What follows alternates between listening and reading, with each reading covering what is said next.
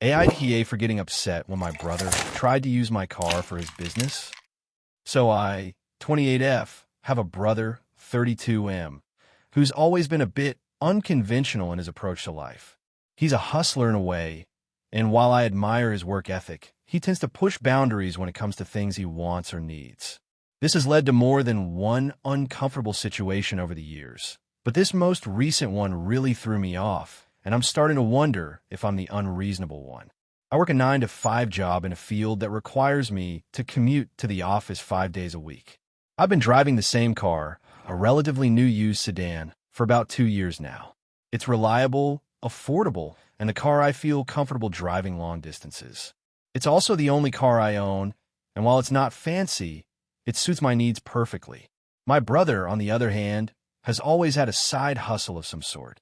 He does a little bit of everything, selling things online, flipping items, providing odd jobs, and lately he's been running a small delivery service for people who need something picked up or dropped off. It's not exactly a formal business, more of a casual side gig that he manages on weekends. In the past, he's asked to borrow my car for various errands or personal reasons, and while I don't mind lending him my car occasionally, I do ask for it to be returned in good condition and on time. A couple of weeks ago, he came to me with a request. He asked if he could borrow my car for the weekend to help with his business. He said he had a big order coming in, and it would be more efficient to use my car instead of his old truck, which has been having engine problems. He promised that it would only be for a day or two, and that he'd pay me back for any gas used. At first, I was hesitant. I use my car every day to get to work, and even though I trust my brother, I didn't want to be without my car for any extended period. However, I've helped him out before, and he's never really damaged anything, so I reluctantly agreed. Here's where things started to get strange. The next day, I received a text from him saying that he was using the car for the business, but that he needed it for the whole weekend, and maybe even into Monday. Apparently, the delivery job had turned into a bigger ordeal than he anticipated. I was frustrated, but didn't want to cause a scene, so I told him that he needed to bring the car back by Sunday night since I had work on Monday morning. Sunday evening rolls around, and my brother still hasn't returned my car. I text him asking where he is, and he says that the job is taking longer than expected and that he might not be back until Tuesday. By this point, I'm starting to feel really uncomfortable. I depend on my car for work, and the more he stalls, the more I feel like he's taking advantage of my kindness. I sent him a more direct text asking him to return my car by Monday morning, no excuses. I didn't hear from him until late Sunday night when he finally called. He told me that the job had expanded and he had a few more deliveries to make with my car. I was livid at this point. I told him that he was using my car without my permission and that he was clearly not being considerate of my needs. He seemed to brush it off, saying I was being dramatic and that I could just take a taxi or ask a friend for a ride. I ended up calling him an hour later, asking where he was and demanding that he return my car immediately. To my surprise, he still didn't understand why I was upset. He told me that it wasn't a big deal and that I should just trust him to take care of it. Here's where things got really bad. The next day, I found out from a mutual friend that my brother had been using my car to deliver packages all weekend, including some larger items that required him to take my back seats down, which meant the interior of my car was a mess. There was also a significant amount of food delivery containers and trash in the back, and the car had been driven a lot more than the gas he said he'd used. I also found out that he had used my car to pick up some items for his personal side gigs, like some furniture and appliances that he planned to resell. I felt completely betrayed. Not only had he taken my car without asking, but he had used it for his own financial gain, putting miles on it and not taking any responsibility for the wear and tear. I was furious and confronted him. He apologized, but I wasn't ready to let it go. I told him that I no longer wanted him using my car for anything, business-related or otherwise, and that I expected him to cover the cost of any damages and gas usage. He argued that it wasn't that big of a deal and that it was just a car, but I disagreed. It's not just about the car. It's about the lack of respect for my boundaries. I've helped him out in the past, but this felt like an abuse of trust. Our parents got involved because he was upset that I wasn't letting it go. They think I'm overreacting and that I should just be happy he's trying to make a living. They say I'm being unreasonable because I'm letting a small issue damage my relationship with him. but I feel like I've been more than accommodating with him, and he's taken advantage of my kindness. I haven't spoken to my brother much since then, and I feel guilty, but I also feel like he needs to understand that his actions have consequences. I can't keep letting him take advantage of me. So, AITA for getting upset and refusing to let him borrow my car anymore? Or should I have just let it slide like my parents suggest? If you enjoyed the video, don't forget to leave a like and subscribe to the channel. It helps the content grow and motivates me to create even more awesome videos. Turn on notifications so you don't miss any new uploads. Thanks for your support. AITA for banning my sister from my house after she stole my medication? I, 28F, am the oldest of 3 siblings. I have a younger brother, 24M, and a younger sister, 22F. Growing up, we didn't have the best relationship, especially with my sister. She was always the troublemaker, constantly getting into arguments with our parents, skipping school, and doing things that landed her in trouble with both authority and the law. I guess you could say she was the black sheep of the family. Things didn't improve as we got older. After high school, she dropped out, bounced from job to job, and found herself involved in some less-than-ideal situations.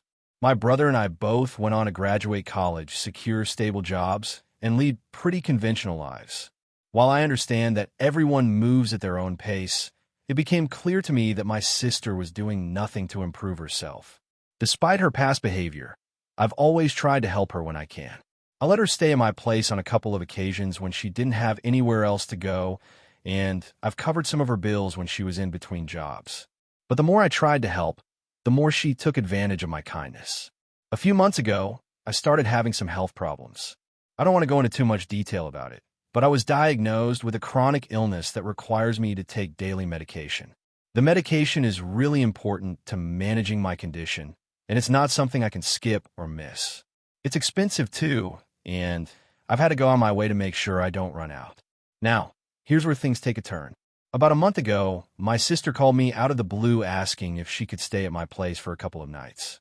She had gotten into a fight with our parents, and she said she had nowhere else to go. I agreed to let her stay, despite my reservations.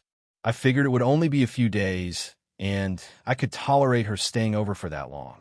The first couple of days were fine.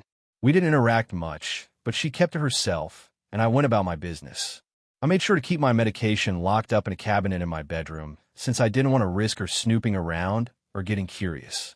I've had issues with her borrowing things in the past without asking, so I figured this was the safest route.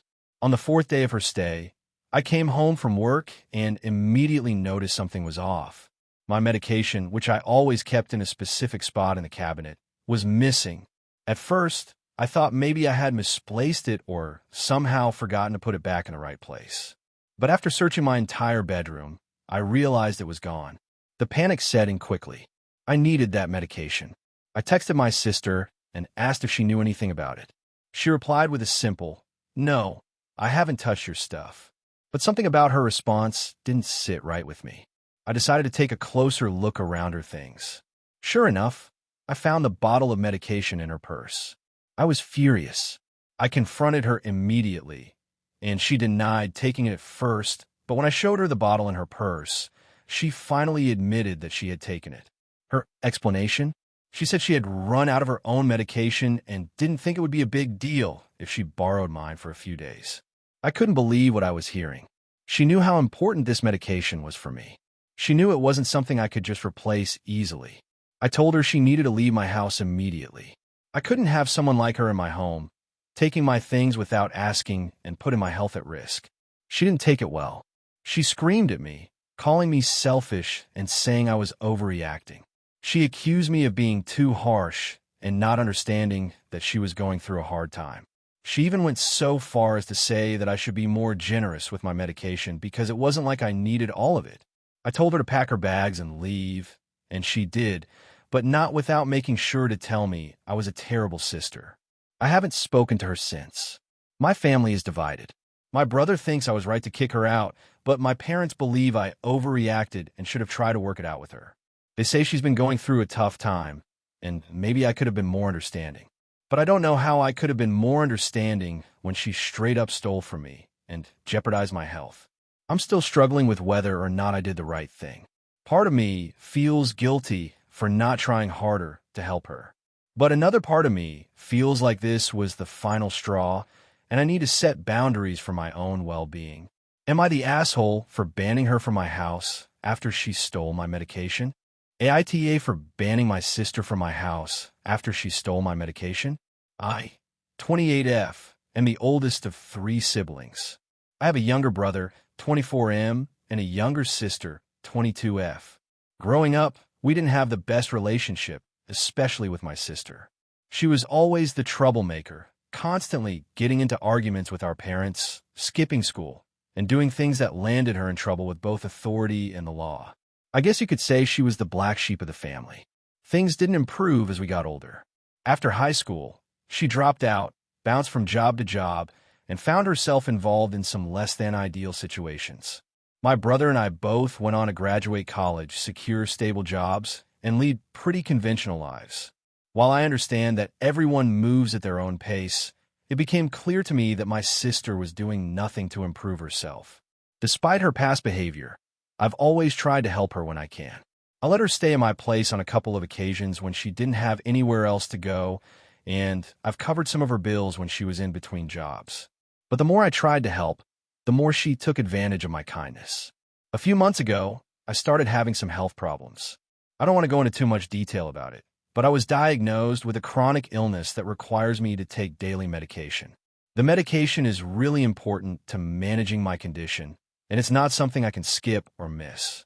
It's expensive too, and I've had to go on my way to make sure I don't run out. Now, here's where things take a turn. About a month ago, my sister called me out of the blue asking if she could stay at my place for a couple of nights. She had gotten into a fight with our parents, and she said she had nowhere else to go. I agreed to let her stay, despite my reservations. I figured it would only be a few days, and I could tolerate her staying over for that long. The first couple of days were fine. We didn't interact much, but she kept to herself, and I went about my business. I made sure to keep my medication locked up in a cabinet in my bedroom, since I didn't want to risk her snooping around or getting curious. I've had issues with her borrowing things in the past without asking, so I figured this was the safest route. On the 4th day of her stay, I came home from work and immediately noticed something was off. My medication, which I always kept in a specific spot in the cabinet, was missing. At first, I thought maybe I had misplaced it or somehow forgotten to put it back in the right place. But after searching my entire bedroom, I realized it was gone. The panic set in quickly. I needed that medication. I texted my sister and asked if she knew anything about it. She replied with a simple, "No, I haven't touched your stuff." But something about her response didn't sit right with me. I decided to take a closer look around her things. Sure enough, I found the bottle of medication in her purse. I was furious. I confronted her immediately, and she denied taking it at first, but when I showed her the bottle in her purse, she finally admitted that she had taken it. Her explanation? She said she had run out of her own medication and didn't think it would be a big deal if she borrowed mine for a few days. I couldn't believe what I was hearing. She knew how important this medication was for me. She knew it wasn't something I could just replace easily. I told her she needed to leave my house immediately. I couldn't have someone like her in my home, taking my things without asking and putting my health at risk. She didn't take it well. She screamed at me, calling me selfish and saying I was overreacting. She accused me of being too harsh and not understanding that she was going through a hard time. She even went so far as to say that I should be more generous with my medication because it wasn't like I needed all of it. I told her to pack her bags and leave, and she did, but not without making sure to tell me I was a terrible sister. I haven't spoken to her since. My family is divided. My brother thinks I was right to kick her out, but my parents believe I overreacted and should have tried to work it out with her. They say she's been going through a tough time, and maybe I could have been more understanding. But I don't know how I could have been more understanding when she straight up stole from me and jeopardized my health. I'm still struggling with whether or not I did the right thing. Part of me feels guilty for not trying harder to help her. But another part of me feels like this was the final straw, and I need to set boundaries for my own well-being. Am I the asshole for banning her from my house after she stole my medication? AITA for telling my friend I won't help her with her business after she made a comment about my career? I, 30F, have a close friend, Emily, 29F, who I've known since college. We've been through a lot together, and I've always supported her, even when her decisions have been questionable. Recently, though, things have taken a turn, and I'm honestly a loss about what to do. Emily recently started her own business. It's a pretty niche venture in the wellness industry, and she's been trying to grow it over the past year. I've always been supportive of her dream, and I helped her out in the early days. I've given her advice, introduced her to people who could help, and even lent her some money when she was tight on funds in the beginning. I believed in her vision, and I wanted to see her succeed. That said, I've also been focused on my own career. I'm an accountant at a mid-sized firm, and I've been working my way up for the past few years. It's not glamorous, but I enjoy it, and it provides me with financial stability. I've been putting in a lot of time and energy into my work, and I feel like I'm starting to see the rewards of my effort. But the more I focus on my job and my life, the more I realize that I've been giving Emily a lot of attention that I don't necessarily owe her, especially given how things have started to unfold. A few months ago, Emily asked me if I'd help her with some accounting work for her business. She wanted me to keep track of her expenses and help her organize her books, which, given my line of work, I thought was a reasonable request. I agreed to do it, but I made it clear that I would need to be compensated for my time. I told her that since I'm not her accountant, and I already have a full-time job, it would be fair for her to pay me for the work I'd be doing. She seemed fine with that, and we agreed on an hourly rate. At first, everything was fine. I helped her get things in order and gave her advice about her cash flow, taxes, and budgeting. But recently, Emily started making comments that rubbed me the wrong way. Whenever we'd meet up, she would ask how things were going at my job, but it always felt like she was asking with a sense of judgment or disdain. She would talk about how she couldn't imagine working a 9-to-5 job and how boring my career must be compared to her exciting entrepreneurial journey. She also mentioned a few times that she doesn't understand why I haven't taken the leap and started my own business yet, because I clearly have the skills to do it. I brushed it off at first, but it was starting to get under my skin. Things came to a head last week when we were having a conversation over coffee. Emily was going on about how lucky I was to have a stable job and how everyone is too scared to take risks in life. She said, "You could totally be making way more money than you are if you weren't so stuck in this accounting thing. You have the potential to do so much more, but you're just playing it safe." I don't know why, but hearing this from her, someone who I'd been helping, just hit me differently. I told her that I was happy with my career and that I wasn't interested in taking on the kind of risk she was talking about. I explained that, while entrepreneurship could be great for some people, it wasn't for me. She didn't take it well. She got defensive and said something along the lines of, "Well, you'll never understand because you're just stuck in your corporate job. You're literally just an office worker, and it's kind of sad that you don't see your own potential." I was taken aback by her comment. I had always thought that we were supportive of each other's choices, even if they were different. I've always been there for her, encouraging her to chase her dreams and offering whatever help I could. But it felt like she was belittling my hard work, my career, and the things I value in life. I told her that I didn't appreciate the way she was talking to me and that she had no right to judge my choices or my life. She brushed it off like it was no big deal, but I could tell she didn't really get why I was upset. The situation got even worse when I agreed to help her out with some more accounting work for her business. She asked me to track a few more complicated financials for her, and I said I'd do it, but only if we had a more formal arrangement moving forward. I needed to charge her for the time I was putting in, given that it was starting to take up more of my free time, and frankly, I was getting frustrated with her attitude. She agreed, but when I sent her an invoice for the work I had already done, she was upset. She called me, and the conversation went something like this. "Emily, are you seriously charging me for this? I thought you were my friend. You know, I don't have much money to begin with, and now you're just taking advantage of me." I was stunned. "Emily, I've been doing this work for you, and I've told you from the beginning that I needed to be compensated for my time. I've helped you out a lot, and I've always been supportive. But it feels like you don't respect me or my career choices, and now you're acting like I'm trying to exploit you." She didn't take it well. She accused me of being greedy and said I was only out for money and that real friends don't charge each other. I tried to explain that I wasn't charging her because I didn't want to help, but because I was doing professional work that took time and energy, but she didn't want to hear it. She hung up on me, and I haven't spoken to her since. Now, I'm conflicted. Part of me feels like I've done the right thing. I've given her plenty of support over the years, and it's not like I've been asking for much in return. But another part of me feels bad. She's been going through a tough time financially, and maybe I could have been more understanding. But at the same time, her comments about my career and the way she disrespected my work really hurt me. I'm not sure if I overreacted or if I was justified in setting boundaries with her.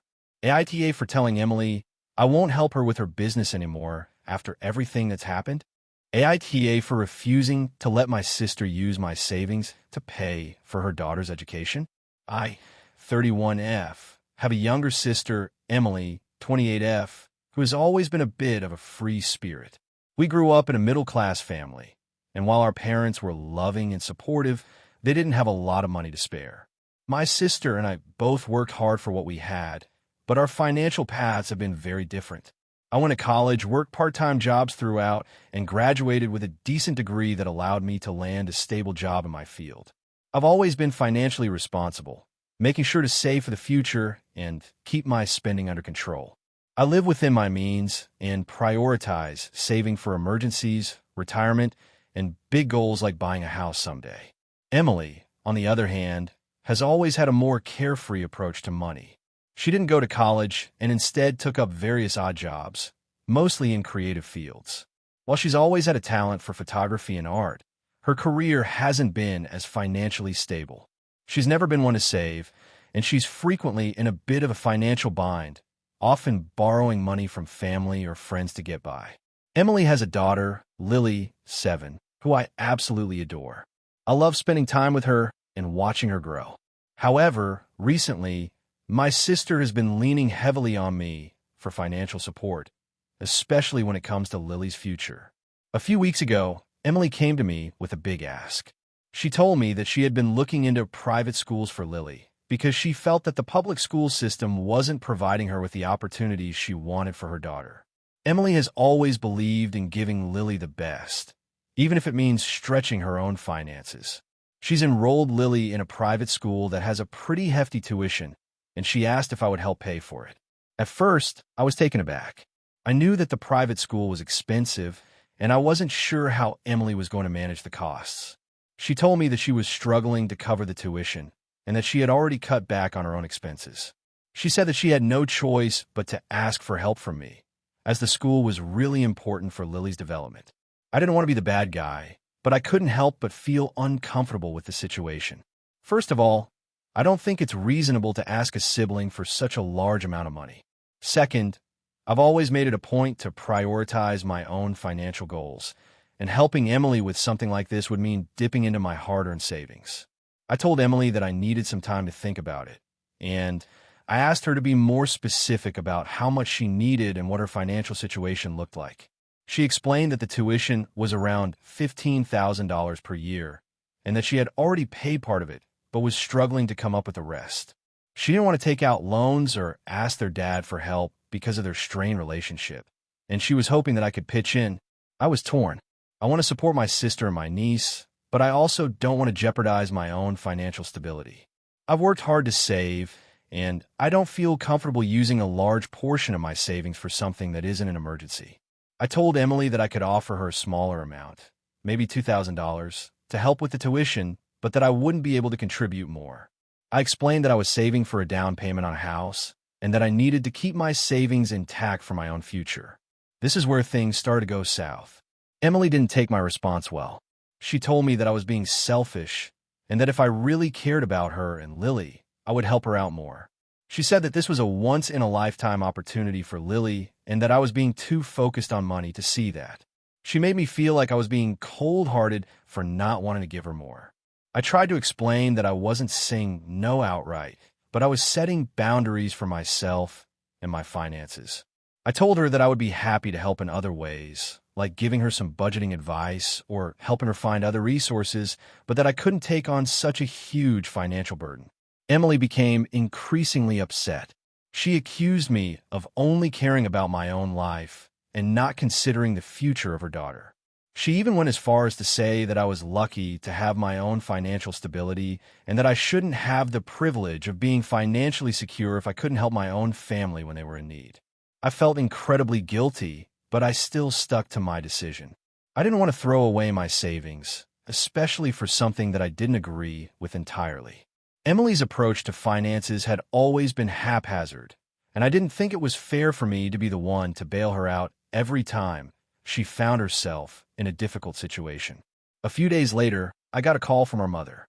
She had heard about the situation from Emily and was extremely disappointed in me. She told me that families should support each other and that I should have helped Emily without hesitation. She said that I could easily afford it and that I was being too stubborn and prideful to see the bigger picture. I feel stuck. On one hand, I understand that Lily deserves a good education, and I don't want to stand in the way of her future. But on the other hand, I don't think it's fair for me to drain my savings for something that isn't my responsibility. Emily has made her own choices, and I believe it's up to her to figure out how to pay for them, not for me to rescue her every time she's in trouble. Now Emily and I are barely speaking. She's upset with me, and I feel like I've let down my niece. I've tried to explain my reasons, but it doesn't seem to matter to her. My mom is disappointed in me, too, and it's creating tension within our family. So, AITA for refusing to let my sister use my savings to pay for her daughter's education? Or should I have helped her more generously? AITA for refusing to let my sister-in-law live with us after she made rude comments about my parenting? I, 32F, am married to my husband David, 34M, and together we have 2 kids, a 5-year-old boy Ethan and a 3-year-old girl Maya. We've been living in a cozy 3-bedroom house for a few years now, and while it's small, it works for us. My sister-in-law Sarah, 29F, has always been a bit of a wild card in the family. She's fun to hang out with, but has had a history of making questionable life choices. Recently, things have taken a turn, and I'm honestly frustrated. Sarah recently went through a tough breakup. It was a pretty messy situation, and she ended up moving back in with our in-laws for a while. Her parents are great people, but they're older and already have a full house, so they didn't have room to offer her a permanent stay. After a few weeks of living there, Sarah started asking us if she could stay with us temporarily. At first, I hesitated because our house isn't very big, and it's already a bit of a challenge to juggle our work and taking care of the kids. However, David encouraged me to be understanding and said that it would be the right thing to do, especially considering Sarah was going through a rough time. We agreed that she could stay with us for a few weeks until she got back on her feet and found a place of her own. I told her from the beginning that we didn't have a lot of space and it would be tight. She said she understood and would try to keep to herself as much as possible. The first few days went fine. She kept mostly to herself in her room and tried to be respectful of our space. She'd spend time with the kids occasionally, but we also set clear boundaries around their routines and our household rules. Things seemed manageable. But then, about a week into her stay, things started to get tense. Sarah began making comments about our parenting. She would say things like, "I can't believe you're making Ethan eat broccoli again. He's going to hate vegetables for life if you keep forcing them on him," or "Maya is getting a bit too attached to her pacifier. You should really just take it away completely." At first, I let it slide. She wasn't a parent, so I figured she didn't fully understand how hard it could be to deal with kids' eating habits and comfort items. But the more she said it, the more it bothered me. One day, after a particularly long and exhausting day with the kids, I was getting Maya ready for bed while Ethan was playing in the living room. I was tired and, honestly, I was feeling a little bit overwhelmed. I was trying to get Maya to stop crying over her pacifier and get her to sleep when Sarah walked into the room and said, "Why are you still coddling her with that thing? She's way too old for it. You're just making your life harder by letting her keep it." I was already frustrated, but this was the last straw. I turned around and told Sarah that I didn't need unsolicited parenting advice, especially not from someone who didn't have kids and hadn't spent nearly as much time with my children as I had. Sarah immediately got defensive and said, "Well, I'm just trying to help. You're a great mom, but you're not doing yourself any favors by being so soft on them." She then tried to go on and say how kids these days were spoiled and how we needed to be tougher on them. I didn't want to escalate it further in front of the kids, So I just told her that I appreciated her concern, but that we were handling it our way and didn't need any input. Later that night, I told David about the conversation, and he seemed to brush it off. He said, "She's just trying to help. You know how she gets. I'm sure she didn't mean to upset you." But to me, it wasn't about whether she meant to upset me. It was about the fact that she was constantly overstepping boundaries when it came to how we raise our kids. I started to feel like she didn't respect our parenting choices, and it was making me resentful. A few days later, we had another incident. Ethan had a play date with one of his friends, and Sarah made a comment about how he was playing with too many toys and how we should probably teach him to be more grateful for what he had. I know she didn't mean it in a malicious way, but I felt like she was undermining the way we were raising our children and making judgments about our parenting without understanding the full picture. This time, I was at my breaking point. I told David that we needed to have a serious conversation about Sarah's stay. David didn't seem to think it was as big of a deal as I did, but I was honestly getting tired of dealing with her constant comments. So, I told him that I didn't think it was fair for Sarah to stay with us any longer. I needed space and peace in my home, and having someone constantly undermining my parenting was not going to work. David was shocked. He said that I was overreacting and that I was being too harsh. He argued that Sarah was just going through a rough time and didn't mean any harm. But I was firm in my decision. I said that I wasn't comfortable having her stay with us any longer, especially if she continued to disrespect how we raise our kids. David tried to talk me out of it, but I stood my ground. I told him that we needed to give Sarah a timeline to find a place of her own, and if she didn't respect the boundaries we set, we would have to ask her to leave. He wasn't happy about it, but he agreed to talk to her. When David had the conversation with Sarah, she was not happy. She felt hurt and accused me of being unreasonable. She said that I was overreacting and that I was being too sensitive about her comments. She also said that it wasn't fair that I was kicking her out when she had nowhere else to go. I felt bad for her, but I also knew that my first priority had to be the well-being of my children and maintaining peace in our home. It's been a few days now, and Sarah is still staying with us, but she's been avoiding me. I'm honestly not sure what to do next. David and I are having tension in our marriage over this, and I feel like I'm being labeled as the bad guy for wanting to set boundaries with her. I've always tried to be understanding and accommodating, but I also feel like there needs to be respect for our household and the way we raise our kids. AITA for refusing to let Sarah stay with us any longer after she made constant comments about my parenting. AITA for not letting my cousin stay with me after she got kicked out of her apartment. So, this whole situation is a bit of a mess, and I'm not really sure if I'm in the wrong, but it's causing a lot of tension in my family, and I need some outside perspective. I, 30F, have a cousin, Kelly, 26F, who has always been a bit of a wild card in the family. She's the type of person who tends to make impulsive decisions without really thinking them through, and it's caused her to be in and out of trouble over the years. Growing up, I always thought of her as fun and carefree, but over time, I've noticed that she has a pattern of relying on others to bail her out of tough situations without really taking responsibility for her actions. About a month ago, Kelly called me out of the blue and said she needed a place to stay. Apparently, she had gotten into a huge argument with her roommate, and the situation escalated to the point where her roommate kicked her out. I had no idea what the fight was about, and Kelly didn't really explain, but she was in a panic and needed somewhere to stay immediately. At first, I was hesitant. I don't live in a huge apartment. It's a one-bedroom place that I've been living in by myself for the last 2 years. I like my space, and I've worked hard to get everything in my life in order. I'm not averse to helping family, but I don't always have the bandwidth for long-term house guests, especially since I work from home and already spend most of my time in my apartment. Still, I felt bad for her and didn't want to see her on the street, so I reluctantly agreed to let her stay with me temporarily while she figured things out. When she arrived, I was hoping she would just need a few days to sort out what she was going to do next.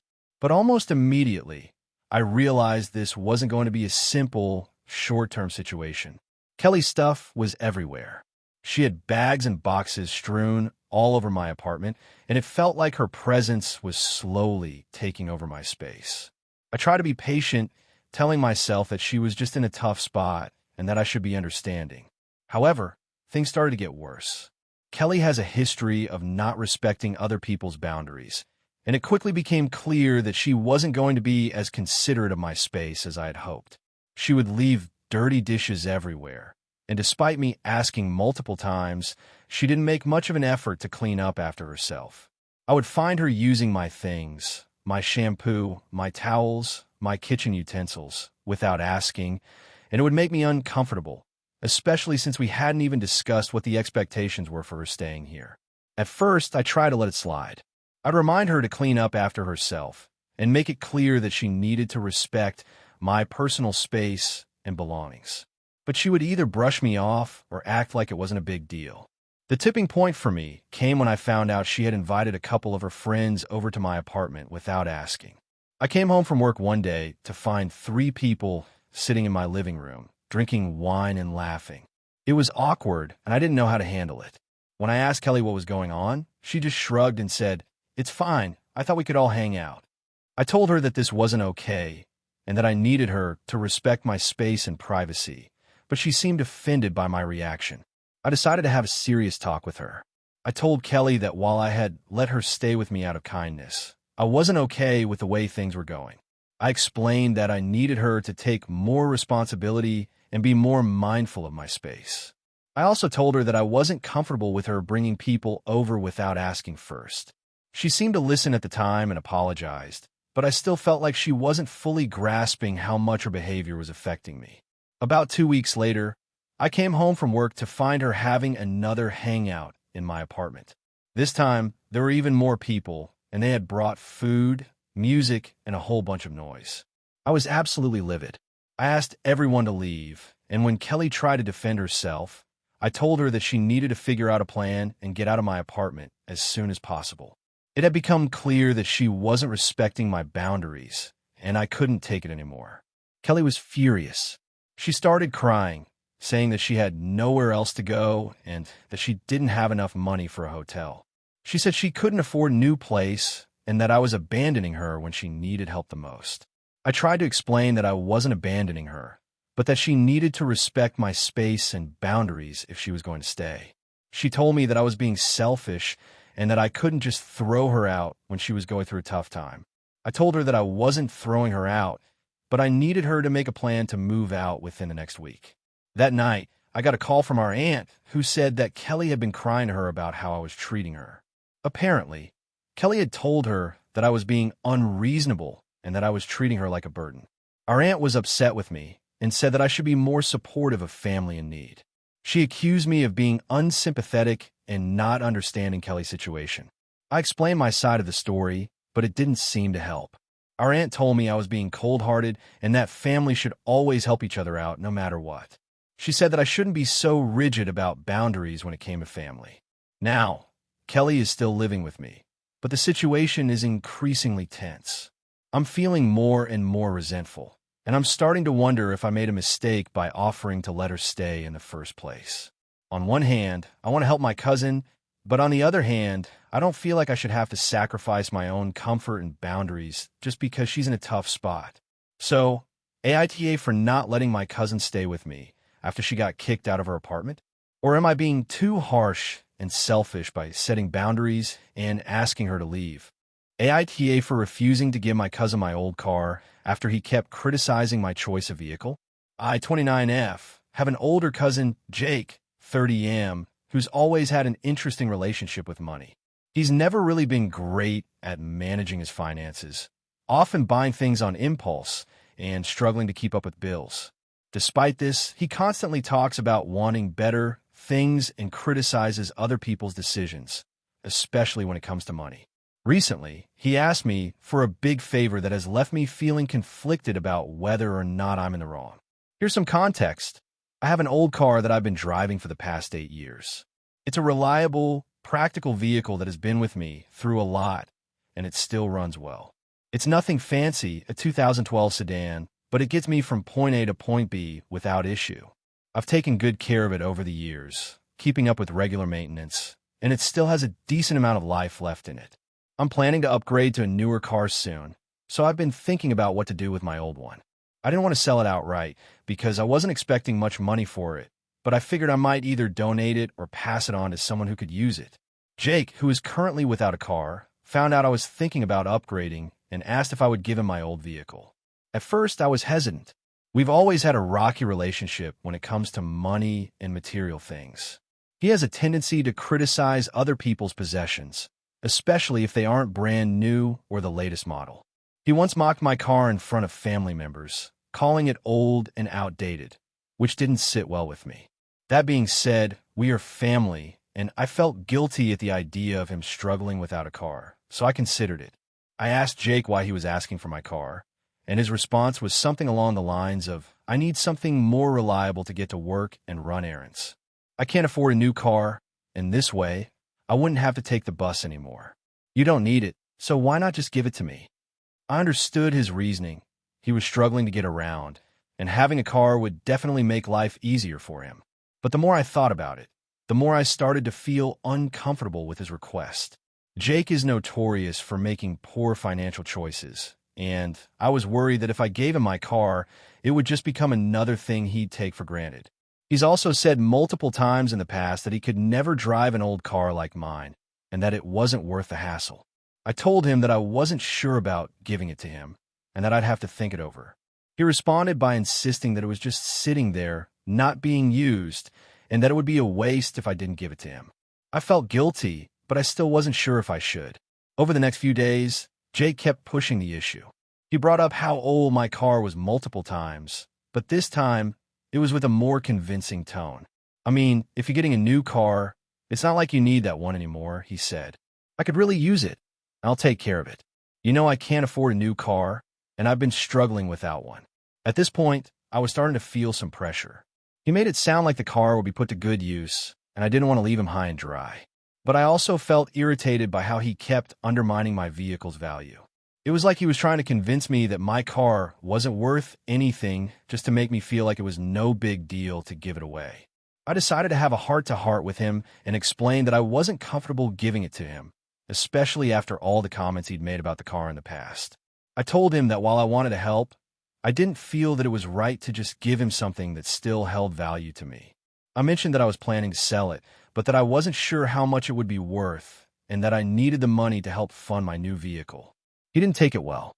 Jake got defensive and said that I was being selfish and that it wasn't fair to hold on to something that wasn't even worth much when he could really use it. He accused me of not caring about him and said that if I was really family, I would help him out. "I don't understand why you can't just do this for me," he said. "You got a new car coming, so why not just give me your old one? I need it more than you do." He continued to push, saying that he would take good care of it and that I was just being difficult. I was frustrated at this point, and I told him that I wasn't going to give him the car. He was still upset, but I stood my ground. The situation has caused some tension in our family. My parents have sided with Jake, saying that I'm being too hard on him and that I should help out since I can afford to buy a new car. They've even suggested that I let him have the car for a while, and if he doesn't take care of it, I can always take it back. But I'm still not convinced. I'm not comfortable giving him something that I've worked hard for, especially after all the comments he's made about how outdated and useless it is. I've worked hard to get to where I am, and I don't feel that it's fair to just hand something over to someone who doesn't appreciate it. Now my extended family is divided. Some of them think I'm being too harsh, while others agree that I have every right to keep the car. I've been feeling guilty, but I also don't want to enable Jake's behavior by giving in to his demands. I've helped him out in the past, but this just doesn't feel like the right thing to do. AITA for refusing to give my cousin my old car after he kept criticizing my choice of vehicle. Hey friends, if you enjoy this content, don't forget to like the video and share your thoughts in the comments. We really want to know what you like and what could be improved. What do you think of the video? Are there any topics you'd like to see in future videos? Your feedback really helps us get better. Thanks for being with us. AITA for refusing to let my brother-in-law stay with me after he lost his job and his apartment. I, 29F, have been married to my husband, Jake, 32M, for 3 years. We don't have kids yet, and we've been doing pretty well financially.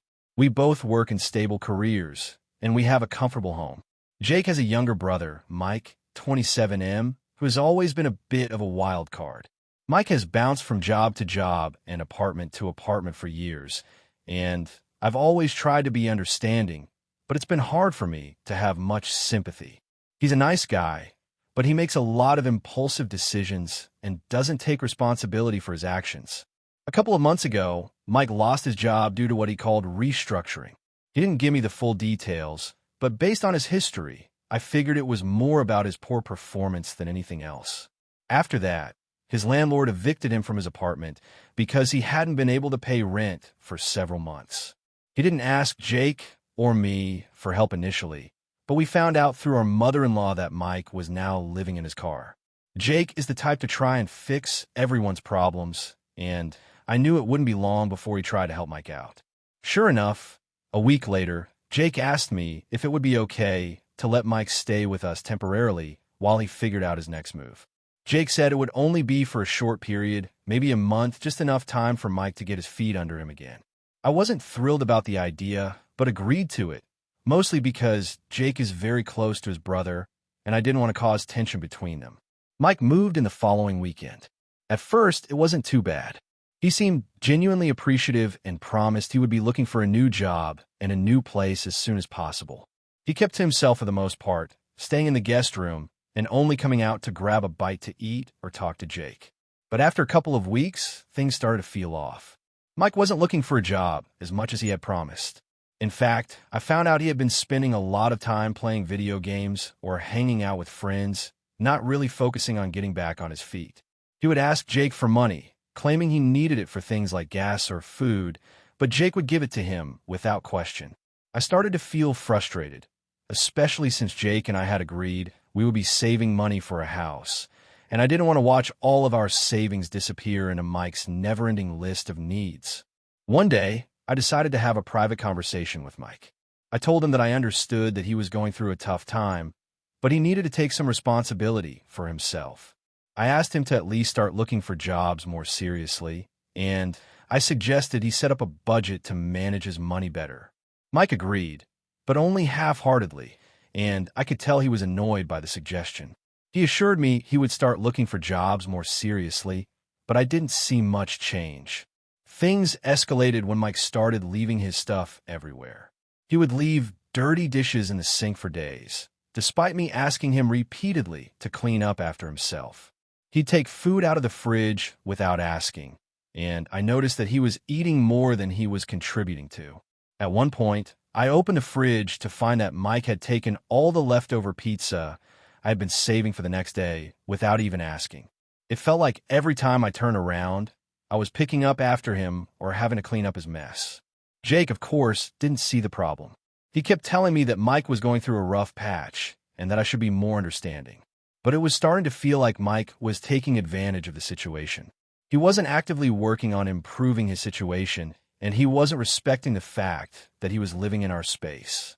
The final straw came when Mike told us that he had decided to extend his stay indefinitely. He said he didn't have anywhere else to go, and he didn't think he was ready to leave yet. I was furious. I told Jake that I was not comfortable with Mike staying with us any longer, and that it was time for him to figure things out on his own. I explained that we had been more than generous, but I couldn't keep living in a situation where we were constantly taking on responsibility for someone else's lack of planning. Jake was immediately upset with me. He said I was being too harsh on Mike and that he was trying his best. He accused me of being selfish and not understanding that Mike needed time to get back on his feet. I tried to explain that it wasn't about not understanding his struggles, but about setting boundaries and not enabling Mike's behavior. I told Jake that I was willing to help Mike in other ways, like helping him with his resume, offering advice on job searching, or even paying for a career counseling session. But I couldn't keep letting him live with us if he wasn't even trying to improve his situation. Jake insisted that I was being unreasonable and that Mike really didn't have anywhere else to go. He even brought up how Mike had helped us out in the past, during a tough time when we needed assistance moving into our new place. Jake argued that we owed Mike this favor, and it felt like I was being ungrateful. I pointed out that just because Mike had helped us a couple of times didn't mean we were obligated to support him indefinitely, especially when his behavior wasn't changing. The tension in the house was unbearable. Every day, I felt more and more frustrated. Mike continued to live here without any real effort to change, and I was beginning to resent him for taking advantage of our hospitality. I started spending more time away from home, working longer hours, or finding reasons to go out with friends just to avoid the situation. It was affecting my mental health, and I knew something had to give. Finally, I reached my breaking point. I told Jake that either Mike needed to start looking for another place to live and take responsibility for himself, or I was leaving. I couldn't keep living in this environment where I felt disrespected and unsupported. Jake was shocked, and we had a huge argument. He said I was being cruel and that I was throwing his brother out when he was already struggling. I explained that I wasn't throwing Mike out, but that I was setting a boundary for the sake of our own well-being and our marriage. Eventually, Jake reluctantly agreed to talk to Mike. He told him that he needed to either start making serious progress on finding a job and a new apartment, or we would no longer be able to have him live with us. Mike didn't take it well, and he ended up moving out a few days later, finding a friend to stay with temporarily. Now, things are very tense between Jake and me. He still thinks I was too harsh, and I'm feeling guilty for setting boundaries. But at the same time, I know it was the right decision for my mental health and the stability of our home. So, AITA for refusing to let my brother-in-law stay with me after he lost his job and his apartment? Or should I have been more understanding and continued to support him? AITA for refusing to let my brother's girlfriend move in with me after they broke up? I, 28F, have a brother, Tom, 27M, who's always been very close to me. We grew up in a small town where everyone knew each other, so we've always been there for one another. We've had our ups and downs, like most siblings, but in the grand scheme of things, we've always had each other's backs. A few months ago, Tom introduced me to his girlfriend, Jenna, 26F, and they seemed really happy together. I didn't know her well at first, but she seemed nice enough. Over the course of their relationship, I started spending more time with Jenna, and we eventually became friends. She was funny, easygoing, and we got along pretty well. I didn't have any reason to feel uncomfortable around her, and I was happy that my brother was happy. However, their relationship has had its share of problems. Tom and Jenna had a pretty rocky few months leading up to their breakup. There were frequent arguments, and it seemed like neither of them was happy, but they kept trying to make it work. I, being the supportive sister, was there for both of them during those times, offering advice and encouragement. However, things came to a head when they finally broke up last week, and that's when things started getting complicated. After the breakup, Tom was devastated. I knew he loved Jenna, and he was taking it really hard. We talked a lot about it, and I did my best to comfort him. A few days after the breakup, Jenna reached out to me. She apologized for how things ended with Tom and said that she was going through a tough time. She explained that she had nowhere else to go and asked if she could stay with me for a little while until she figured things out. I felt bad for her. After all, she didn't have family nearby, and she was going through a rough breakup. So, I told her that I'd be happy to let her crash at my place temporarily. I wasn't thrilled about the idea at first, but I thought it would be okay. I have a 2-bedroom apartment, and I offered her the guest room. We agreed that she would stay for a few weeks, but I made it clear that it wasn't a permanent arrangement. I also told her that I need some space to figure things out since the whole situation was a bit weird, and I didn't want to make anyone uncomfortable. She seemed understanding and grateful, so I didn't think it would be an issue. The first few days went relatively well. Jenna kept to herself, and we didn't really talk much about the breakup. I kept my distance because I didn't want to pick sides and also didn't want to make things awkward with my brother. But soon, I started noticing small things that made me uncomfortable. Jenna would bring up Tom a lot in conversation, and I could tell it was starting to get to her. She'd say things like, "I never thought he'd do this to me," or "I don't know if I can trust anyone again after what he did." I understood she was hurt, but I didn't know how to respond to her without getting involved in their personal issues. As the days passed, Jenna started to spend more time in my apartment. She wasn't working at the moment, so she was around most of the day. While I was at work, she would hang out, watch TV, and sometimes cook meals. It started to feel like she was taking up a lot of my space, both physically and emotionally. She started becoming more comfortable, which I appreciated, but I began to feel like my home was no longer my own. There were times when I'd come home, and she'd be sitting on the couch, looking at me with this sad expression, expecting me to comfort her. I was beginning to feel like I was the one taking on all of her emotional baggage. I didn't mind helping a friend in need, but I also had my own life and my own problems to deal with. It was overwhelming. About a week into her stay, things took a turn. Jenna started talking more about the possibility of staying longer, and that's when I started to get uncomfortable. One evening, after dinner, she casually mentioned, "Well, I really don't have anywhere else to go, and I'm not sure where to turn next. I guess I could just stay here with you for a few more months until I get back on my feet." My heart sank. I didn't want to be rude, but this was not what I had signed up for. I had agreed to a short stay, but now she was talking about staying indefinitely, and I wasn't sure I could handle it. I told her I needed to talk to her about it, and she agreed that we'd discuss it the next day. The next day, I sat down with her and tried to explain my feelings. I told her that while I was happy to help her during a tough time, I wasn't comfortable with the idea of her staying for an extended period. I reminded her that we had originally agreed on a short stay, and I needed my space. I also told her that it was important for me to have some boundaries, especially since she had been spending so much time in my apartment, and I was beginning to feel overwhelmed. I tried to explain it as kindly as possible, but I also made it clear that I needed her to respect my decision. Jenna did not take it well. She got defensive and upset, saying that I was being unsupportive and that I didn't understand what she was going through. She accused me of not being there for her when she needed me the most and said that she had no other options. "I'm just trying to get my life back together," she said. "You don't even know what it's like to go through a breakup like this." I felt bad for her, but at the same time, I knew I couldn't keep letting her stay with me indefinitely. The situation got worse when Tom found out. He called me, asking if I knew what was going on with Jenna. He had heard from her that I was asking her to leave, and he was angry with me for not supporting her more. He said, "She's been through a lot, and you're just kicking her out? That's not how family treats each other." I explained to him that I wasn't kicking her out, but that I had made it clear that I couldn't have her stay indefinitely. I told him that I had set boundaries and needed my space back, but he didn't seem to understand. He was angry at me, and our conversation ended on a sour note. Now, Jenna is still at my place, and things are incredibly awkward. Tom hasn't spoken to me much since our conversation, and I feel like I'm stuck between trying to support my brother and his ex-girlfriend while also setting boundaries for my own well-being. Jenna has hinted that she might need another few weeks before she finds a place, but I'm honestly at my breaking point. I've tried to be compassionate, but I feel like I've done enough, and I don't know how much more I can handle. So, AITA for refusing to let my brother's ex-girlfriend move in with me after they broke up.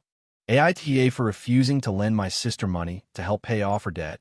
So I, 29F, have a sister, Lily, 26F, who has always had a bit of a reckless streak when it comes to money. Growing up, our parents taught us the value of saving, budgeting, and planning for the future, but Lily never seemed to take any of that advice seriously.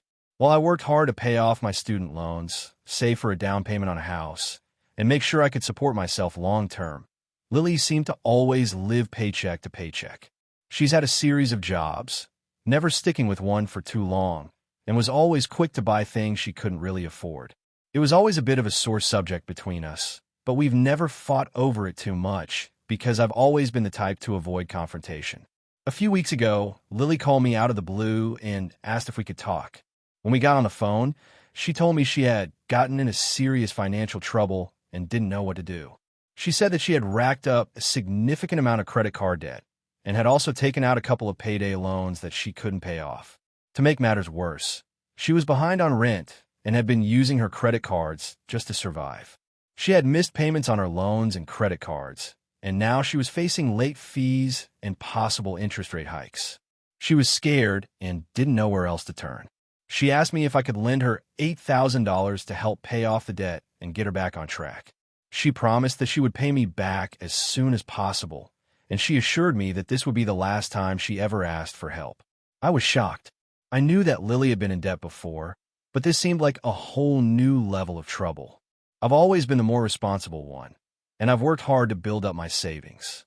I've never been in a position where I've needed to borrow money from anyone, and I've always felt like I should be self-sufficient.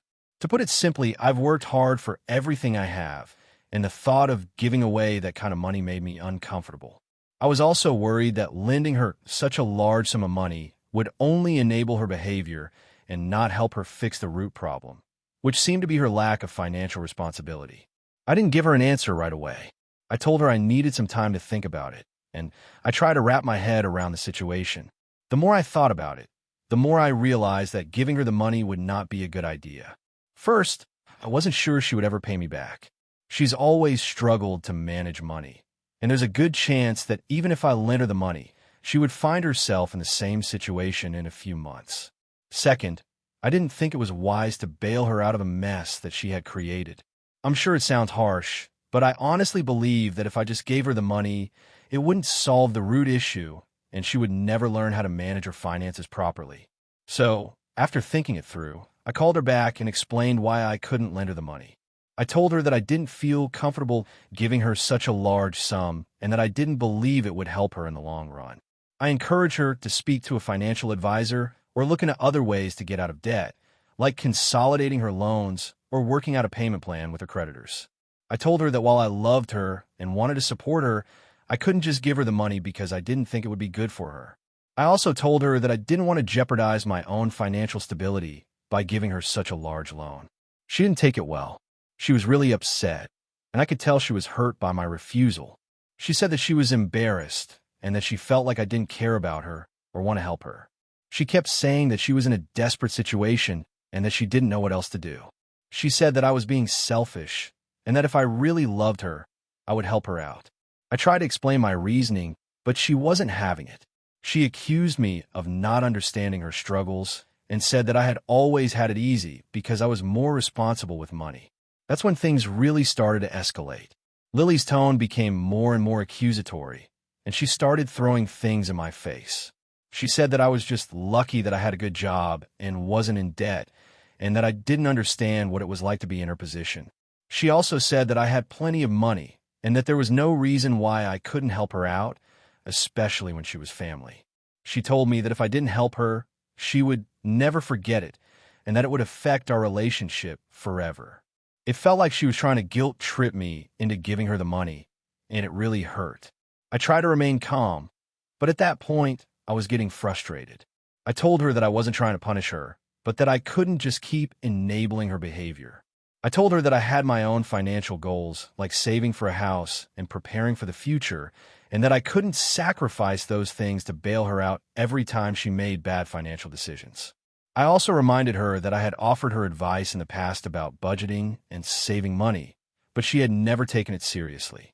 I told her that I wanted to be there for her, but not in a way that would continue the cycle of financial irresponsibility. The conversation ended on a sour note. Lily hung up on me, and we haven't spoken much since.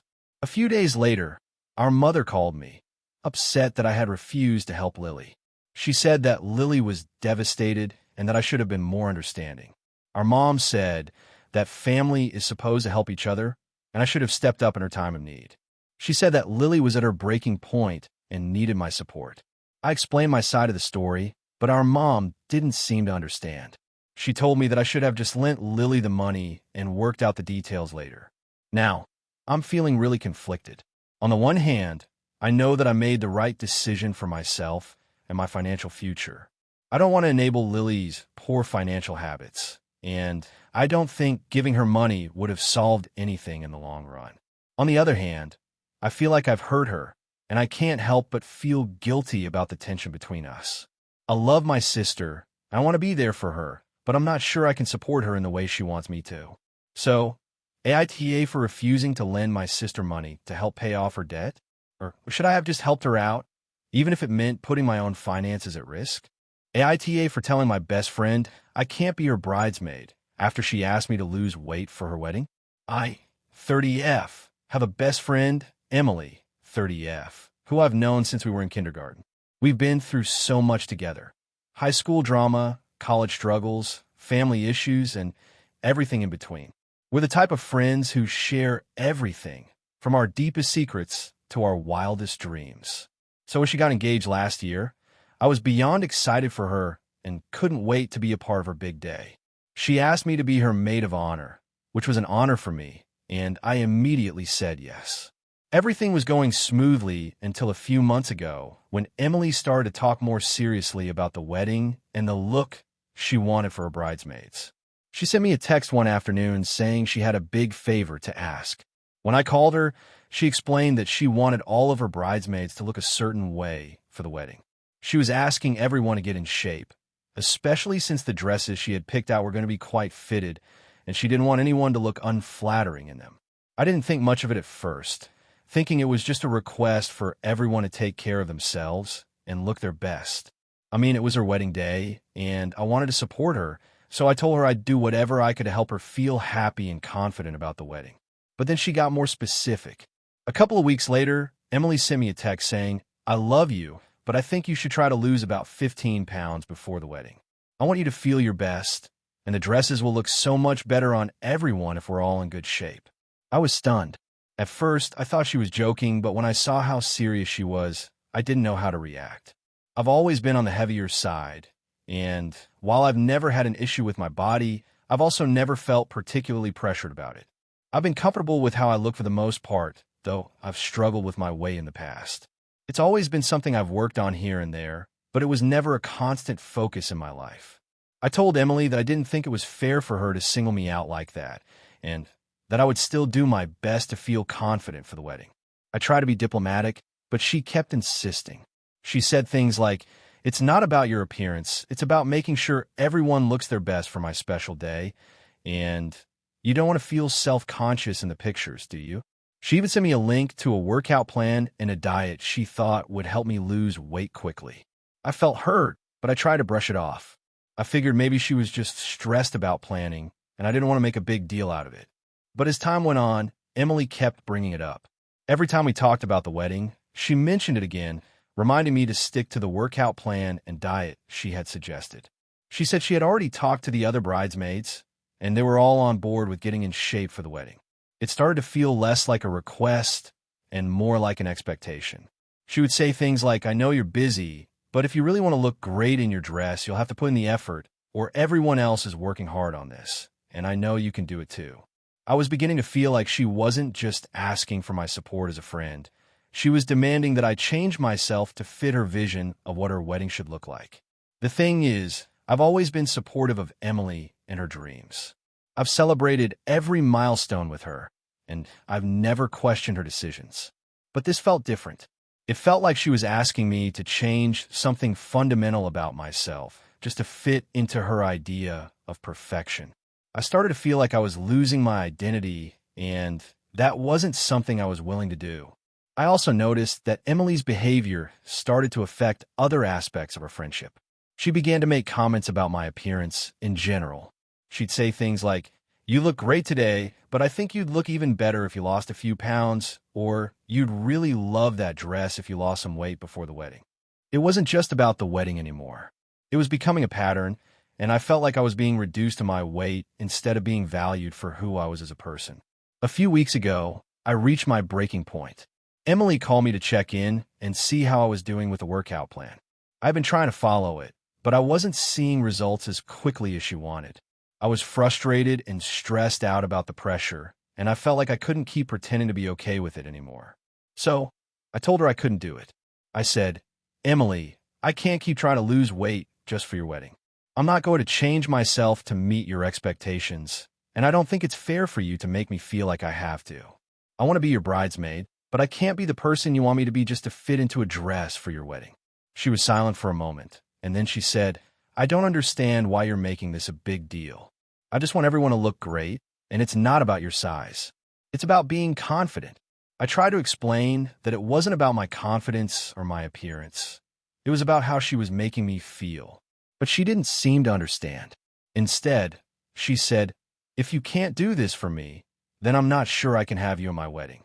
It's important to me that everyone is on the same page, and I just don't think you're committed to being part of my day if you can't do something so simple." That's when I knew things were really serious. I felt like she was putting conditions on our friendship, and it hurt. She had already made it clear that she wanted me to change, and now she was telling me that if I didn't, I wouldn't be part of her wedding.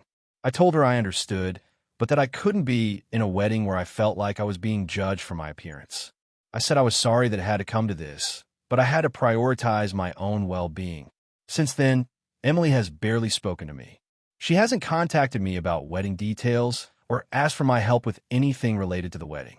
It's been awkward and I've felt guilty, but at the same time, I don't regret my decision. I've been there for Emily through so much, and I thought we had a stronger bond than this. But now, I feel like I've lost my best friend, and I'm not sure if I'll ever get her back. So, AITA for telling my best friend I can't be her bridesmaid after she asked me to lose weight for her wedding. AITA for refusing to let my parents meet my daughter because of their past behavior toward my partner. I, 28F, have a daughter, Mia, who is 2 years old. Mia's father, Dan, 30M, and I have been together for 5 years, and we've been living together for the past 3. We're both really happy with our little family, and Mia is the light of our lives. Dan is a wonderful partner and father, and I'm so grateful to have him by my side. However, there's one issue that has caused a rift between me and my parents for quite a while: their treatment of Dan. To give some background, I come from a very traditional family. My parents, let's call them Mom and Dad, have always had strong opinions about relationships, marriage, and who I should be with. When I first started dating Dan, they weren't thrilled. They thought he wasn't good enough for me, mostly because of superficial things like his background, his job. He works in a trade, while I have a desk job. And his appearance, he doesn't dress in a way that they consider professional. My parents are well off, and they have always been very image conscious. They expect their children to marry people who fit the mold of their idea of success, which Dan doesn't. This created tension from the start, and they never really gave him a chance. They were openly dismissive of him from day one. They criticized his career choice, his clothes, and even made comments about his accent. He grew up in a small town and doesn't speak in the proper way they think is acceptable. I tried to brush it off at first, but it started affecting my relationship with my parents. They would undermine him at family gatherings, making snide remarks about how he wasn't good enough for me. I didn't want to cause trouble, so I didn't stand up for him as much as I should have. I didn't want to risk ruining my relationship with my family, even though I was deeply hurt by their behavior. When I found out I was pregnant, things got worse. My parents made it clear that they didn't think Dan would be a good father. They told me that I should consider raising the child on my own because they didn't believe he could provide the life they envisioned for me and my baby. My mom even suggested I think about the future and maybe find someone more suitable to raise my child with. It was beyond hurtful. I knew I loved Dan, and he was going to be an amazing father. I couldn't understand why they were so against him. I had a long conversation with them, trying to explain that Dan was a good person, and he loved me, and would be a wonderful father to our child. They didn't want to hear it. They were fixated on their idea of what my life should look like, and Dan didn't fit into that picture. When Mia was born, my parents didn't even visit the hospital. They didn't show up for the first few weeks of Mia's life, either.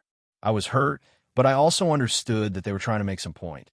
Dan, however, was hurt by their absence, and I knew it bothered him that they refused to accept him. Eventually, they started calling me, asking when they could see Mia.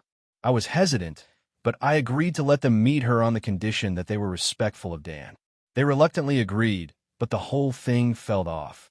The first time they came to visit, they showed up late, and the conversation immediately turned to how they thought Dan wasn't a suitable father. They said things like, "Are you sure he's ready to raise a child?" And, "Maybe you should think about putting her in daycare and focusing on your career instead of staying at home with him." They questioned his ability to parent at every turn. It was like they were trying to find every flaw in him. I tried to brush it off, but it was getting harder and harder to pretend like everything was fine. It got to the point where I couldn't take it anymore. My parents weren't just disrespecting Dan, they were disrespecting our family. Every time they came over, they would make little digs about Dan's background and his parenting style. I finally snapped and told them they couldn't come to my house anymore unless they were willing to accept Dan and stop disrespecting him. They didn't take that well at all. They said that I was being too sensitive, that I shouldn't let him control me, and that I was letting him ruin my relationship with my family. Since then, my parents have been constantly trying to push me to choose between them and Dan. They've told me I'm throwing away my family for someone who doesn't care about my future. They even went so far as to tell me that Mia would grow up without a proper foundation because of Dan. I try to talk to them about how their words hurt me, but they refuse to change. They insist they're just looking out for me and Mia, but I feel like they don't understand the damage they're causing. Every time I talk to them about this, they bring up how I'm not considering what's best for Mia and that I should think about her future. But what I hear is that they think Mia isn't good enough because of Dan, and that breaks my heart. After months of tension, I finally told my parents that if they wanted to be a part of Mia's life, they would have to accept Dan and stop making derogatory comments about him. I said I couldn't continue to have them in Mia's life if they couldn't show respect for her father. I wasn't asking them to love him or agree with everything he does, but I was asking them to respect our family dynamic and treat him with the same decency that they expected from others. They were not happy about it. They told me I was being unreasonable and that I was letting my partner dictate who I spent time with. I haven't spoken to them since. It's been about 2 months, and I've been trying to focus on my family. Dan has been incredibly supportive, and Mia is thriving. But I've been feeling torn. I want my parents to be involved in Mia's life, but I don't want to let them disrespect my partner or undermine our family. I've had a few close friends tell me that I'm doing the right thing, that I shouldn't let my parents treat Dan this way, but I still feel guilty. I know Mia will eventually grow up and notice the absence of her grandparents, and I don't want her to feel like she's missing out on something.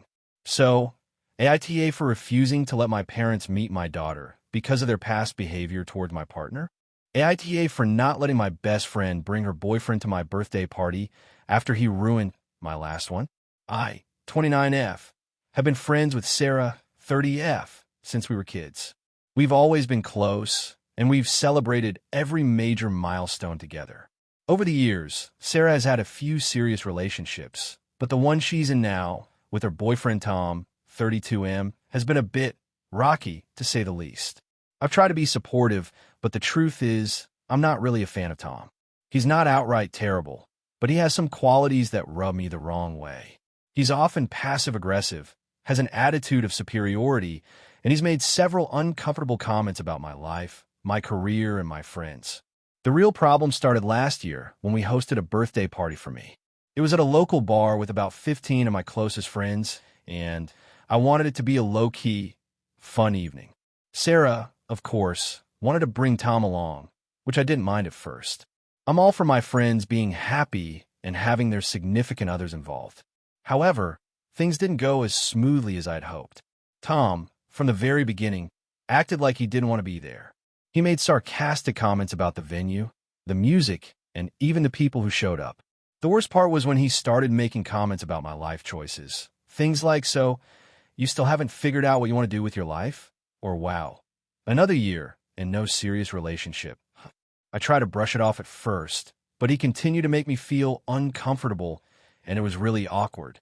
Sarah didn't say anything to him, and when I brought it up later, she just apologized and told me he didn't mean it. But I couldn't shake the feeling that he had a real disregard for my feelings, and it honestly put a damper on my night. To make matters worse, Tom ended up getting into a heated argument with one of my friends, Rachel, over something trivial. They were discussing a recent news event, and Tom, who has a habit of thinking he's the smartest person in the room, started insulting Rachel's opinion. It escalated quickly, and my other friends had to step in to break it up. At that point, I was just done with the night. I ended up telling Sarah that I didn't think Tom should come to any more events like this. I told her it wasn't personal, but that he made me and my friends feel uncomfortable. Sarah was upset, but promised to talk to him about his behavior. Flash forward to this year. I've been planning my birthday party for a few months now. I've invited the same group of friends, and this time, I made it clear that I wanted to keep it small, fun, and stress-free. Sarah has been asking me about the party details for weeks, and as the date approached, she asked if she could bring Tom. I hesitated, remembering last year's drama, and I decided to be honest with her. I told Sarah that, while I liked her a lot, I didn't feel comfortable with Tom coming to my birthday party because of how he acted last year. I told her I didn't want to have the same issues again, and I wanted to be able to enjoy my night without worrying about someone making it uncomfortable. Sarah was very upset. She said I was being unfair, that Tom was really trying to be better, and that he was so sorry for the way he acted last time. She told me that she understood if I didn't want to invite him, but that it would mean a lot to her if I could give him another chance. I told her that I understood she wanted to include her boyfriend, but I didn't feel like I could invite him again, especially since I didn't think he would respect my boundaries or the vibe I was going for with my celebration. This led to a pretty heated conversation. Sarah accused me of not supporting her relationship, saying that if I truly care about her, I would put up with Tom for one night. She pointed out that I'd been friends with her for years and that it shouldn't be so hard to make a small compromise for her sake. She said I was being petty and selfish for not letting Tom come to something that was important to her. I tried to explain that I wasn't trying to hurt her feelings, but I also had to set boundaries for myself. After all, it's my birthday, and I wanted to feel relaxed and happy, not anxious about someone's bad behavior. In the end, Sarah told me that if Tom wasn't invited, she wasn't coming. She said that she couldn't pick between me and him, and that it wasn't fair to make her choose. I was heartbroken. I told her that it wasn't about choosing between the two of us, but about creating a comfortable space for everyone involved. I explained that I had already planned this event around people who I knew would respect each other's space, and Tom had proven in the past that he didn't know how to do that. She told me that if I didn't want her to come, that was fine, and then hung up on me. Since then, we haven't spoken much. I've had friends tell me that I did the right thing and that I shouldn't have to sacrifice my own comfort for someone else. Others, though, think I should have just let her bring Tom, since it was a one-time thing, and I would have made Sarah happy. I've also had a few mutual friends express concern about how much this could impact my relationship with Sarah, especially since we've been friends for so long. So, AITA for refusing to let my best friend bring her boyfriend to my birthday party after he ruined my last one? Or should I have just sucked it up and allowed him to come for her sake, even if it meant putting my own feelings aside? AITA for kicking my brother out of my house after he tried to steal my inheritance? I, 30F, have an older brother, Jake, 33M, who I've had a complicated relationship with for most of my life. Growing up, we were never particularly close. Jake was always the rebellious one, always getting into trouble, refusing to follow the rules, and generally acting out to get attention. Meanwhile, I was the good child, the one who followed the rules, kept my head down, and did well in school. As we got older, our paths diverged even more. Jake dropped out of college and started working odd jobs, eventually landing a job that, while stable, didn't require much ambition. I went on to complete my degree and started a career I was passionate about. When our parents passed away 2 years ago, it was a tough time for both of us. Their passing was unexpected, and I had to handle most of the arrangements. Jake wasn't particularly helpful during that time.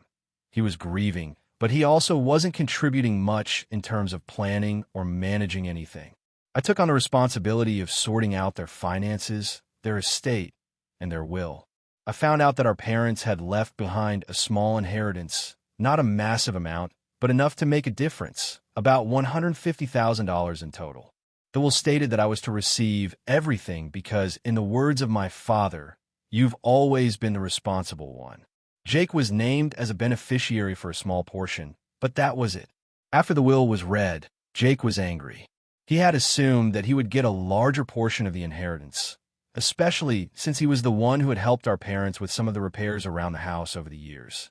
He felt like he deserved more because of that, and he made it clear that he wasn't happy with the way things had been divided.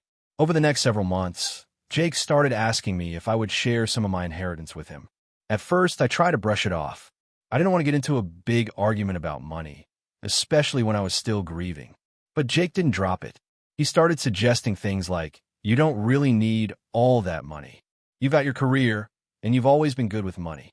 I'm just trying to get back on my feet, and this could really help me out." I told him that I was going to keep the inheritance for my own future. I had plans to use it for buying a house and setting up a college fund for my kids someday, which I felt was a responsible way to use the money.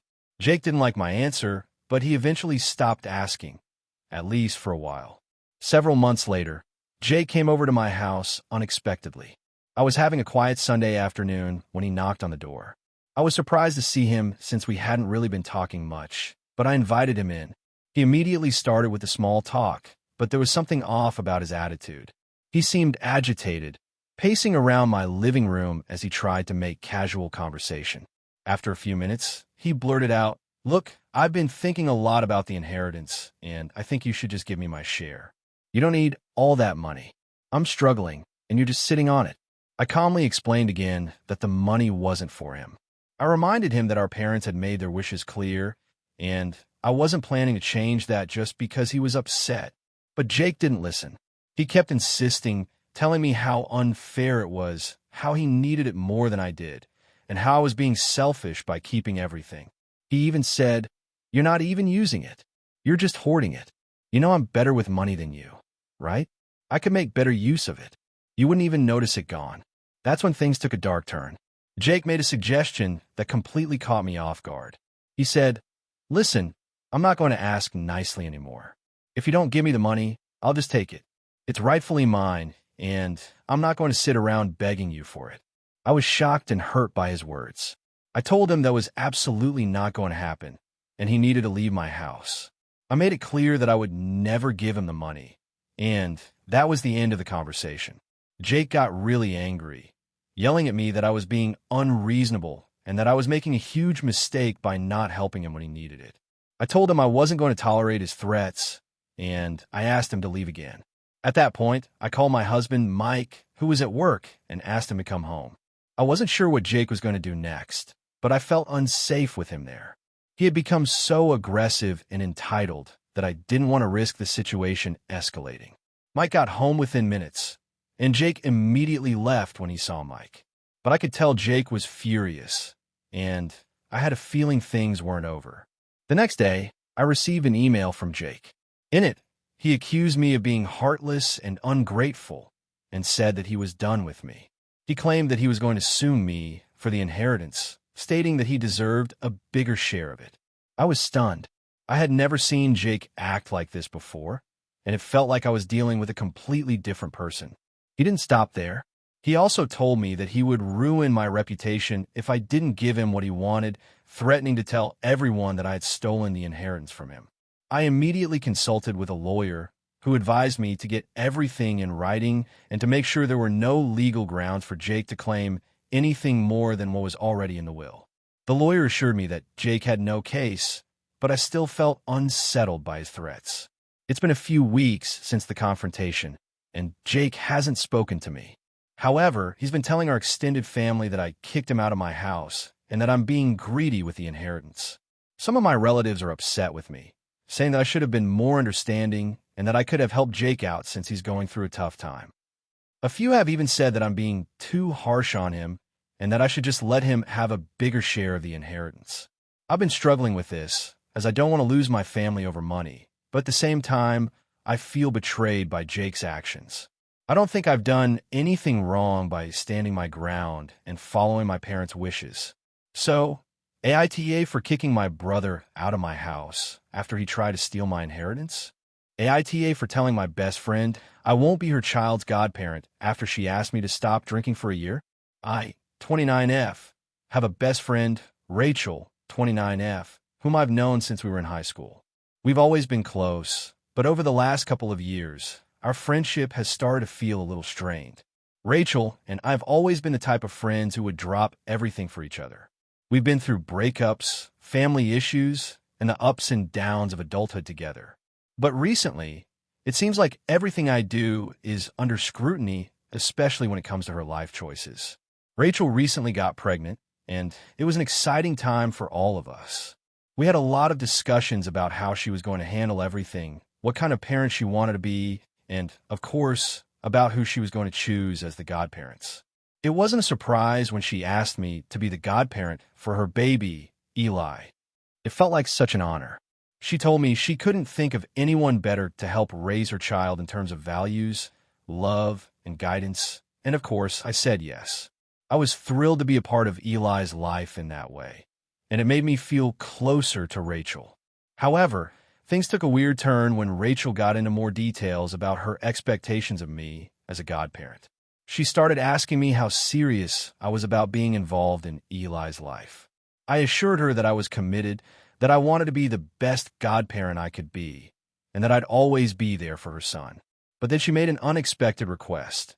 She asked me to stop drinking alcohol for an entire year, starting immediately. At first, I thought it was a joke, or maybe a misunderstanding. I don't drink excessively, but I do enjoy a glass of wine with dinner or occasionally having a few drinks with friends. It's a normal part of my social life, and I've never thought of myself as an alcoholic. I don't have any drinking problems, but I wouldn't exactly be considered a teetotaler either. Rachel explained that she was worried about the example I'd set for Eli. She told me that she wanted to raise her son in a healthy environment, free of any kind of bad habits, and she felt like alcohol consumption wasn't something she wanted Eli to be exposed to. I understood that she wanted to be a good role model, but I felt taken aback by her asking me to give up something I didn't consider to be a serious issue. It felt like an extreme request for someone who didn't have any alcohol-related problems in their life. I asked her why she was making this request, especially since I'd never been reckless with my drinking. She said that because I was going to be a godparent, she wanted to ensure that I could set the right example, and that if I was going to be involved in Eli's life in a significant way, I needed to be all in with her values.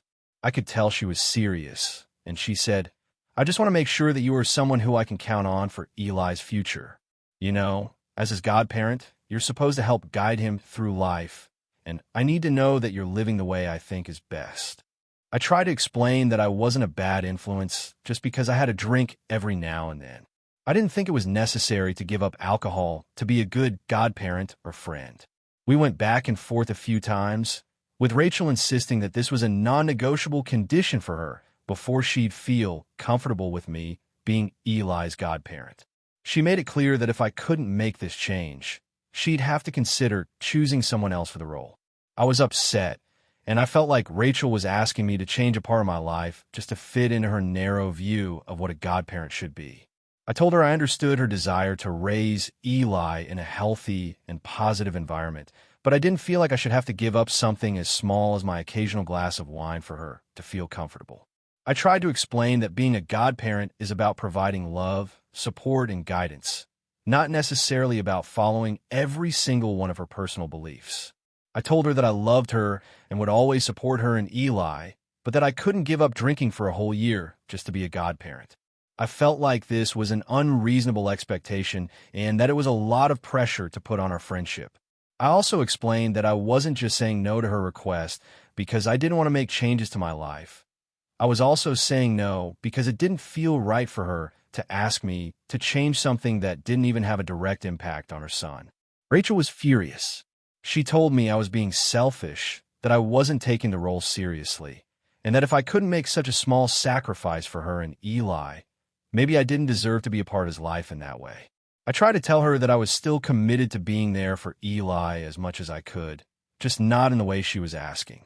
But Rachel didn't seem to care about that.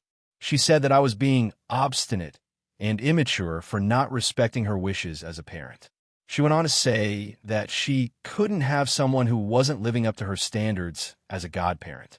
After that conversation, things have been incredibly awkward between us. We haven't spoken much, and every time we do, there's this underlying tension. She hasn't outright removed me as Eli's godparent, but I can tell that she's distancing herself from me. I'm trying to respect her wishes, but at the same time, I feel like I'm being asked to give up a part of who I am for something that seems a bit extreme. I've been thinking about this a lot, and I honestly feel like I did the right thing by standing my ground, but I can't help but feel guilty. I don't want to lose Rachel as a friend over this, but I also don't think it's fair for her to expect me to change my lifestyle in such a drastic way. Some of my other friends have said that I'm being unreasonable and should just give up drinking for the year to keep the peace, but I feel like that would be giving in to an unfair demand. I'm conflicted because I love Rachel, but I also feel like I shouldn't have to change who I am to fit into her expectations. So, AITA for telling my best friend I won't be her child's godparent after she asked me to stop drinking for a year. Thank you for watching until the end. If you enjoyed this video, don't forget to like and subscribe to the channel so you won't miss new videos. Also, leave a comment. I'd love to hear your thoughts. Your support and engagement mean a lot to me. See you in the next video.